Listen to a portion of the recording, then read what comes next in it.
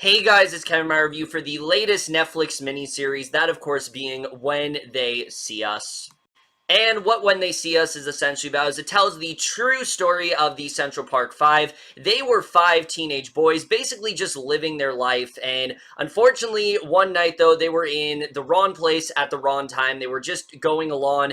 They were doing some things that admittedly were not very good at all. They were definitely doing a lot of rebellious things, and unfortunately though, in that same park, in Central Park, there was a woman that was jogging and she was raped, and unfortunately because of the fact that the boys were there, they are wrongfully accused of being the ones that attacked this woman and are sentenced to jail for it. And basically, the rest of the series is following them in jail, but also following once they get out of there, how much their lives were stripped away, how a case like this even happened, and how it really just destroyed their lives overall.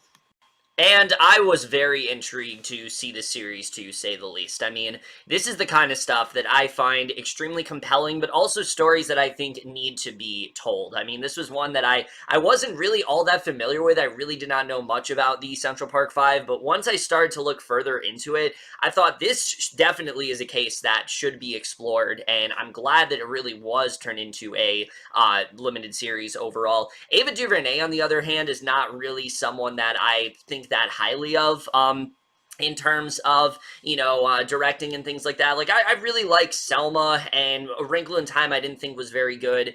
This, on the other hand, though, I honestly do think might just be her masterpiece. I adored pretty much everything about this series. I think it is so well told. I think it is so, I think it's so topical for what we really do get today, and honestly may just be my favorite show of the entire year. But we're just getting into right now, starting off with the cast.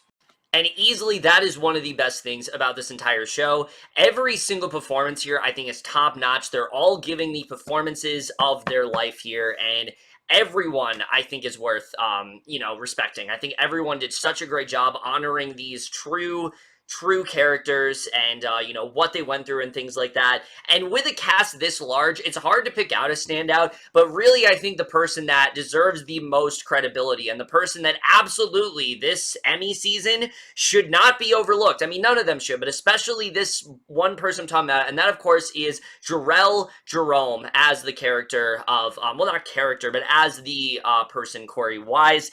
I thought he was fantastic, and Jerome in general, his acting, it's kind of unique from the others because every other one of the Central Park Five, the other four boys, they're all played by two characters. However, Jerome, they did something unique, and he actually plays both the kid version and also the adult version of Corey Wise, and that in itself is a very hard thing to do, and definitely it's very hard to do that in a believable way, in a way that I'm going to be able to take seriously. But not only was he able to do that, but he completely embodies the true spirit of Corey Wise, and I thought he gave such a heartbreaking, realistic performance. Wise is someone who, he's all alone. He unfortunately had to go to solitary confinement, and unlike the other characters that, went off to juvie, he actually went to an adult prison, and you see him all by himself and things like that, and Jerome was just fantastic here,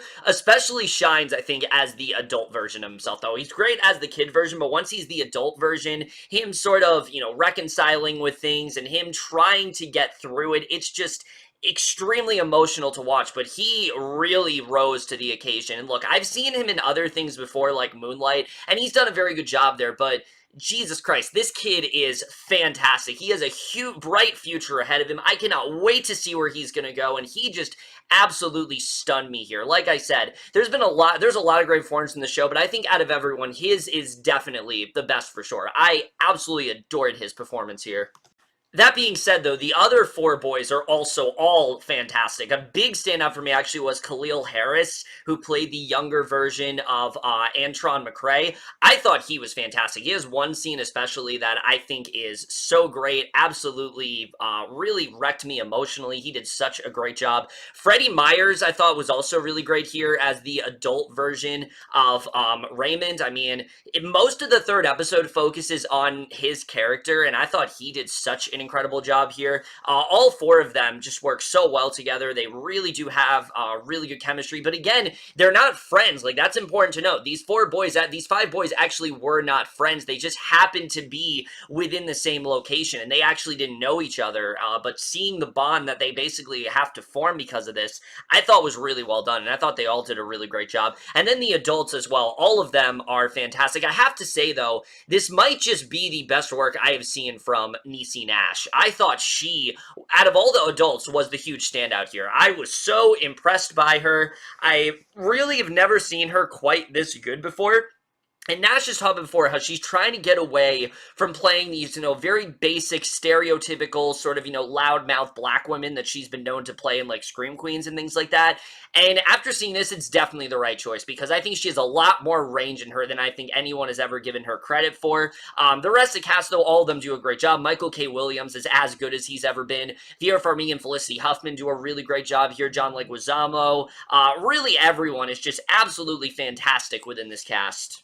But now I gotta get into the stuff that I really want to talk about, which is the directing here from Ava DuVernay. Like I said, this is a career best from her. And like I said, I've liked her directing up to this point. I really like Selma. I thought she did a very good job telling that story, but this show, I think, really shows the true mastercraft that she really is, and how great she is with constructing the series. Because what I love about this series, that this is not just a great biopic in the sense that, she told the story well, it was the correct tone, and she did that well. No, you can tell she has genuine care with this story. She does a really great job, I think, of respecting, this story and showing what they went through and really trying to portray it as accurately as possible. And I was very impressed by that here, and I thought her directing was just so spot on. I love what she was able to do. I think she did a really great job in, keeping it dark, but not dark to the point where it's unrealistic. You can definitely tell that this happened, and there are many moments where you're like, there's no possible way that it got that bad, but it did actually get that bad, and I thought her directing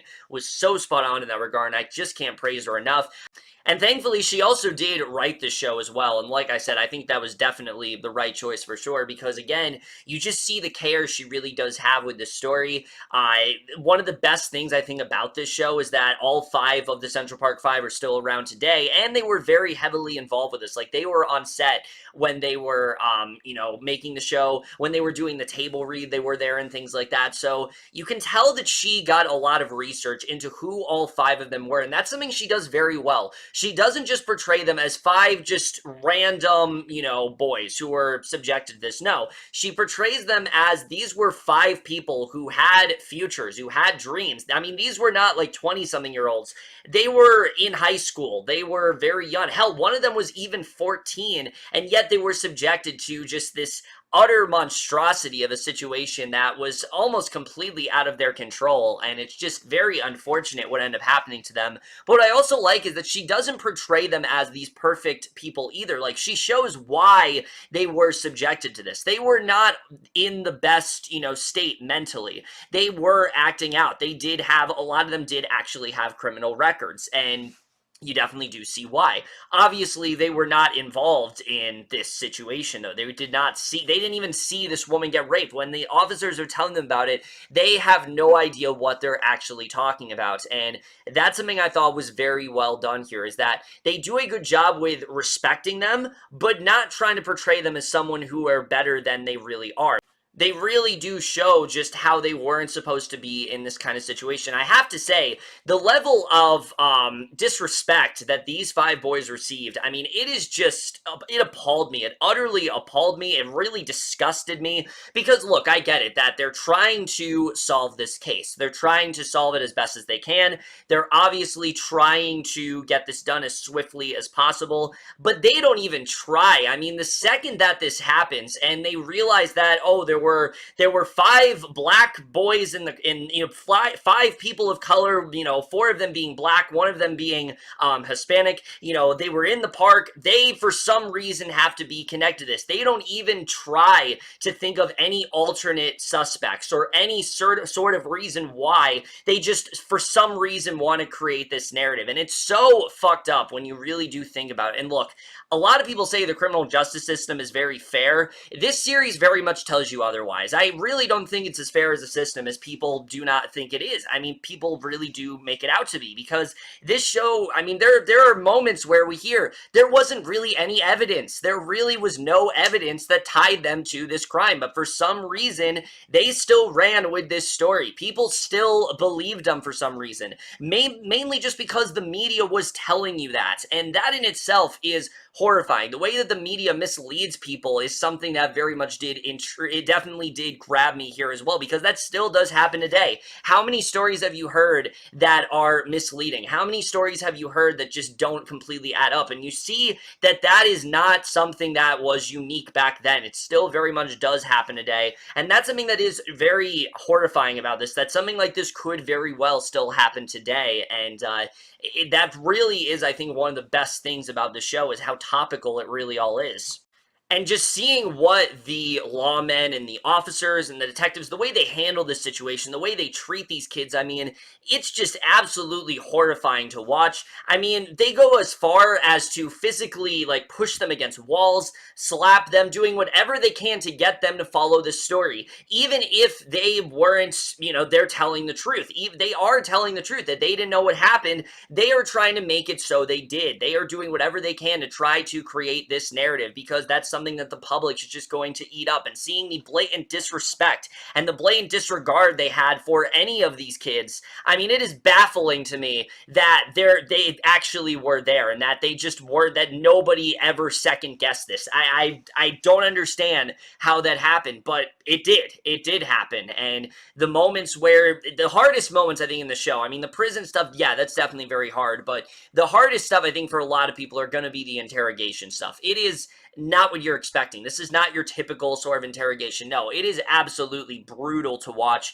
The stuff that the interrogators do to them, the way they are physically and emotionally manipulating them, is just incredibly disturbing. And I can understand if, you know, that coupled with the whole topic of the show, if that can be hard to watch for some, but I promise you, it is definitely worth a watch, especially once we start to see them as adults and the way they have been altered by this situation and what this really has done. I mean, their entire sense of self is gone. There are so many years of development that have been taken away from them. They have not been able to progress as, you know, people. They have not been able to mature in that way. And it's very sad to see. I mean, when they were imprisoned, again, it was at probably the most important time to socialize, a time when they're supposed to start, you know, learning what they want to do in life. And unfortunately, all of that was taken away from them. And it's just really tragic to see, and they just feel so trapped within the society. You know, people are not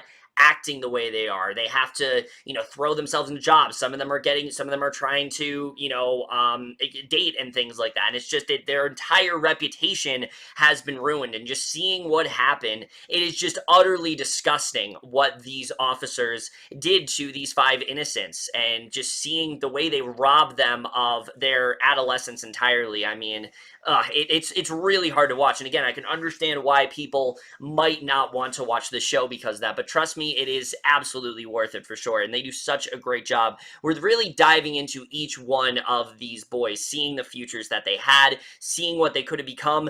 Kevin, for example, is a big one. You know, Kevin is someone who was only 14 years old, mind you. He was a 14-year-old kid at the time, but yet he was in this situation. He had a mother that was very sick. He had a sister that was taking care of him. He wanted to be a musician, and to just see all of that taken away from him in an instance is absolutely devastating. And it's definitely something that I can't believe actually happened. But again, it did. And there's unfortunately nothing that we really can do about it. And it's very sad to see for sure. So again, the writing, it's fantastic. I really can't praise it enough. There's so much I just love about this show when it comes to the writing, and they do such a great job with that.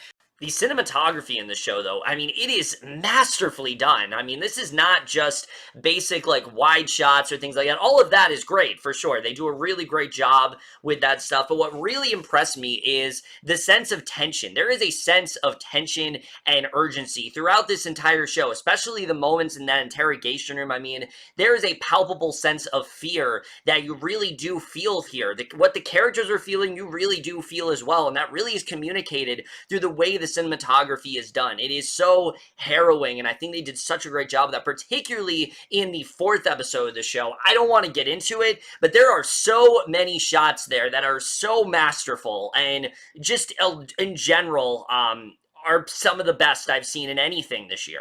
I think it's so well done. It's so intimate in that way, and I think they did a really great job with the cinematography here. The score also is fantastic. It's very powerful. It never feels like it's undercutting or overpowering any of the emotional scenes. It fits very well in there, and I really did love the score. And the editing, look, this might be something that people might take issue with. The show does make a lot, does skip a lot of things. It does, it runs at 4 episodes. You know, the last 4 of them are basically feature length. I mean, the last 3 of them are basically feature length. The first one is your typical, like, you know, hour-long episode, but the last 3 are basically feature length. However, there is still a lot of time jumps and things like that. But for a show like this, it makes sense why they decided to do that. It makes sense why in episode 3 there is such a huge jump in time. I thought it made sense that they did that. I never really felt like there was anything that we didn't get to see. In fact, if anything, I think they showed more than I expected, especially when it came to who these boys were before this situation happened and after this situation happened. That's not something I really expected to dive into all that much, was the before. But we really do get into that, and I thought they did a fantastic job with that for sure. And it might not play out the way you expect it to, but I thought that the way they told the story was completely the right way, and I thought they did a very good job with that for sure. Now, I am going to get into spoilers, but this is based on a true story, so, like, if you know what happened, it's not necessarily spoilers, but it is stuff that I think people are not going to want to know going into the show. They're just things that are probably better if you don't know them going in, so I'm just going to put the spoiler warning here. So yeah, we're just going to get into it. I'm mainly going to talk about what exactly happened to them, you know, after they came back and things like that. I'm not going to talk too much about the 4 boys because, sure, we definitely do get to see a lot. A lot of it really is centered on Raymond, who I thought had one of the most heartbreaking character arcs of them all. I mean, him coming back and, you know, hoping to reconnect with his family, but then realizing almost his entire family has changed. His dad now has this new, this new wife who he really is not getting along with very well at all. She kind of views him as a criminal, which is heartbreaking to see. Their own family members viewing them as criminals. I mean, that in general really did disgust me, because again, what these officers did, they were able to create this narrative that wasn't even true, so that way when people saw them, they even viewed them as rapists. They viewed them as criminals. You know, when Raymond's trying to get in a relationship with that one woman, but she's like, you know, am I dating a rapist or something like that? I mean, she's freaking out. That seems like a totally real conversation that would happen in that moment. That seems like something that, yeah, if you were to hear that, that's probably something that you would think about. And it's devastating knowing that Raymond, I mean, he's just trying to get into this relationship with this girl. He clearly does like her. He clearly wants to pursue something with her, but unfortunately, it's not the case. But you also do get to see that there are certain things he still can't do, with him showering with his underwear on and things like that, him not being able to communicate certain things. I mean, you just see how their whole state of mind was altered because of this situation, and you really do get to see that for sure. I thought Antron's story also was pretty heartbreaking, with him trying to reconnect with his father, who he really, as we know, did not have a good relation with. That's the scene I was talking about, by the way, in terms of Caleel Caleel Herisse, that moment where he just goes off on his father in the courtroom, telling him that, like, you know, you need to show up more, this is my life, this is not just a casual thing, because, you know, his father just was not really around a lot, he was drinking and things like that, and, you know, right when it seems like Antron is ready to reconnect with his father does die. It's not a huge moment, but it definitely is very sad for sure, and I like the fact that they did, they were trying to create that narrative. It gave you that false sense of hope that I think all of these boys really did feel. They were hoping that they could come back and things would be, they'd feel a little bit more secure, but if anything, they felt no less safer than they did, you know, they felt no less safer than they did when they were inside the prison. If anything, they probably felt a little more safe when they were behind bars, because at least they had, they could talk to themselves then. At least they had someone to communicate with, and I thought they did a really great job with that. All of their arcs were very heartbreaking where they end up going, but I specifically want to focus on Corey Wise, who I thought, out of all of them, definitely had the most tragic stuff. I think with everything they did with Corey in this last episode, look, a lot of people are going to be shocked, for sure, when they watch the show, and Corey Wise, what? That's how this last episode is? It's mainly just Corey Wise, but considering that the last episode was basically just the four of them, and seeing them being released from prison, not knowing where Corey is, having the next episode be almost entirely its own thing, basically viewing it as its own movie, I thought was such a fantastic idea. And what we get with Corey here is heartbreaking, especially when we go back to his past, and he has that date with Storm Reed's character, who we saw in the first episode he bailed out on, but he imagines a scenario in which that didn't happen, in which these two could have, in which he could have just stayed with her, and none of this would have happened. Remember, the only reason he was roped into this situation in the first place is because he was in Central Park. He wasn't initially on the list, but because they saw him, you know, associating with someone who was on the list, that's why he was thrown into this situation. So he's imagining a scenario in which he didn't leave her, and where she talked about possibly, you know, him wanting to do anything for her talking about going to Coney Island, him imagining them going to Coney Island. I mean, that stuff was heartbreaking. Corey just imagining that he could get outside of the prison. I mean, it just, the years of development, you really do get to see that here. Corey is not someone who mentally, you know, physically, yes, he is a lot older, but mentally, he hasn't aged at all. And you definitely do get to see that here, especially when he's communicating with that officer, and he's excited about things that really just teenagers would be with, like the Chia Pet and things like that, and him freaking out about that. I mean, just, you really do see how much time he really has lost, and also how his friends have been able to go out, well, not really, well, I mean, I guess they're his friends. They didn't really have a lot of time to bond, but they are basically kind of inseparable now because of the situation there. Him wishing that he could see them again. That was definitely sad to see. But also the stuff with his mom, I mean, that really, really gut-wrenched me. Because, look, we knew that his mom was not the greatest. We definitely knew there was a level there that wasn't very good. But seeing what she really did to his brother, who wanted to transition and wanted to be known as a woman, but his mother wasn't accepting of that. And yes, the things that she said were pretty transphobic, especially when she's talking about how she doesn't want to call him by Marcy and things like that. It really does show in that sense how much society has changed and things like that. You know, with that kind of stuff. And sure, you can say, oh, she was just trying to protect him, you know, because people weren't really as accepting of that. However, it doesn't change the fact that she knows that she was a horrible mother, and she is trying to make up for it. But unfortunately, he's in jail now. It's just simply too late for her to do that. And the moment where he's trying to take her hands, and he's trying to just let her know that things are going to be okay, and then he's taken away by the guards. I mean, oh, that really got me for sure.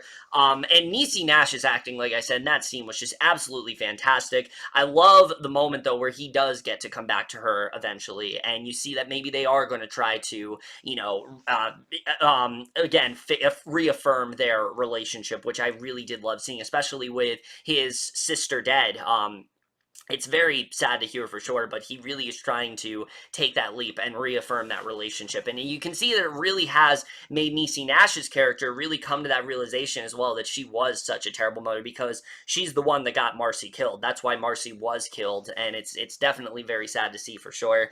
But then the way the boys are exonerated is not at all what I was expecting, because we have that scene where Corey, he is mopping the floors, and, you know, he ends up getting into a scuffle with this one seemingly random inmate. You know, you don't really think there's much to Reyes at all, but then Reyes suddenly comes back. He's in the other prison that Corey's been transferred to, and you realize, wait, maybe there is a connection, and it turns out Reyes is actually the one that raped the woman, and that he basically has been feeling that guilt, and it's taken him this long to finally realize that he needs to confess, realizing what this has done to Corey, realizing that he's completely destroyed their lives. He finally decides to confess, and that moment where you have Famke Janssen, she's got all that evidence, she goes to Felicity Huffman, who I fucking hated her so much here, and I understand that, again, she's trying to solve the crime and things like that, but she is basically the main reason why these 5 boys were subjected to the levels of mistreatment that they were,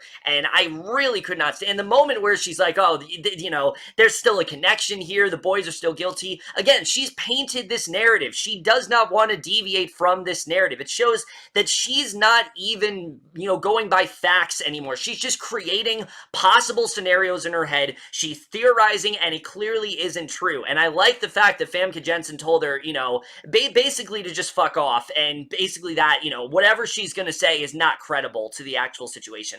I really liked the way that was done when they are exonerated. It's a feeling of relief for sure, but again, even though you do feel that relief that all of them are exonerated and that all of them are going to be able to be in their jobs, you know, Raymond's going to be able to get that job. He's not going to have to worry about the stipulations with him having to sign off for being incarcerated and being committing a felony and things like that. He's not going to have to do that anymore. There's still so much that they lost. There were moments where Corey could have connected with Marcy, and they could have, you know, made amends. He could have been on that relationship with Storm Reed's character. They could have gone to Coney Island. You have Kevin, who could have become that trumpet player. He could have become a really talented musician, but unfortunately, a lot of that has been lost. And while they are definitely still alive today, a lot of it is very much tied to, you know, that's for a lot of their lives, they were behind bars, and that's something that they're never going to be able to forget, and those are years they're never going to be able to get back, and that is what's so great about the series. It ends on a note of it definitely ends on a satisfying note, but it also ends in a very bittersweet way, knowing that yes, they are free, but they're never going to be free mentally from this. This is something that they're just never going to be able to get away from. This is something that they're never going to be able to forget about, and it's just very sad to see, and I thought they did a really great job with ending this. It was perfect. It was the perfect combination of both satisfying but also really sad in that sense, and I really did love the way things were done here. And I'm not ashamed to say it, I did cry many times throughout the course of the series, but especially in this 4th episode, especially the stuff with him and Storm Reed, the moments with him and his mother, and just seeing the years of innocence that were taken away from Corey, how he didn't get to be that normal teenager. That's what's so sad about him. The fact that the only other person that he really could rely on was this guard, who he could only do so much. I mean, sure, he gave him stuff to read, which, I mean, I guess Corey learned to read, because we have that scene in the, when he's in the courtroom and he talks about how he can't really read, and you can see that he was had to learn on his own how to read and things like that, and he brought him, the game of cards and things like that, but there's only so much that guard can do. It does not change the fact that Corey is still an inmate. He still is guilty. He still is, he still is being wrongfully accused, and you can see how he really does feel in that situation, and those moments in general, I just really couldn't contain myself. They definitely got me for sure, and I thought they did a really great job with that emotionally. Again, it's stuff that I feel like lesser writers would overlook, but again, DuVernay just was very committed to telling as accurate and as full of a story as possible, and I really can't commend her enough for that. So overall, guys, When They See Us absolutely floored me. This is such an emotionally powerful series. It's dominated by so many incredible performers. I mean, especially Jharrel, Jerome, and Niecy, Nash, I think are really the two big standouts here. The rest of the cast, oh, they all do fantastic jobs, but I thought those two really stood out for me for sure. It's a story that sadly is very topical today. It's something that I think should very well be known. The fact that this topic isn't more well known to people, the fact that not as many people talk about this situation, I think is a problem. I think this is something that should be, reinstated. I think this is something that people should know about. I think this is something that, like, in history classes, it should be taught. What happened here was disgusting. What happened here just simply should not have happened. And the fact it did, and the effect that it had on all these families, but especially on these 5 boys, itself is devastating. It is absolutely disgusting what they were put through. And just in general, nothing that we do, even watching the show, it cannot change the fact what happened. But I think also it's going to be very eye-opening to people where hopefully something like this can never happen again, because it very well could. And I'm hoping that one day we live in a world where this can't happen, but unfortunately we see the systematics of it all. It very well could, and that's what is so harrowing about this, is that it's telling a story that, yes, it is a biopic, but something like this could still very well happen today, and I think it's going to be very eye-opening for some people when it comes to the criminal justice system and how unfair a lot of it is, and how some of these officers are still able to have jobs. I mean, Felicity Huffman, for example, I have no idea how that officer still had a job. I'm pretty sure she quit after, which I really hope she did. I hope most of these characters, lost their jobs because of incompetence and things like that. But either way, I mean, it's still what they did. They can't ever come back from. There's no possible way to justify what they did. Look, I'm getting ahead of myself. The point is, this show deeply affected me, way more than I expected to. Look, I've seen things that are definitely very effective before, but this is one that I think you're never going to forget. The things you see here are relevant themes, just the themes of the loss of innocence, the way that's taken away from you in a second, the themes of injustice. It's all just so well communicated here. Ava DuVernay has really asserted herself as a true talent. I am definitely going to be looking out for her for sure. I think she definitely has some great stuff on the way, and I hope she continues to work in Netflix, because for me, this is a career-altering decision. I think her working in Netflix, I think it's really going to get her to make some great stuff, and I hope she continues to make stuff just like this. It better win big at the Emmys. Like, this season, in terms of limited series, it's crazy at the Emmys, but this one definitely be a major contender, and I hope it wins the majority of the stuff it's nominated for, because it absolutely should. This is easily my favorite show of the entire year. It is definitely something that I think everyone needs to see as soon as possible, and I am definitely going to give When They See Us overall an A+.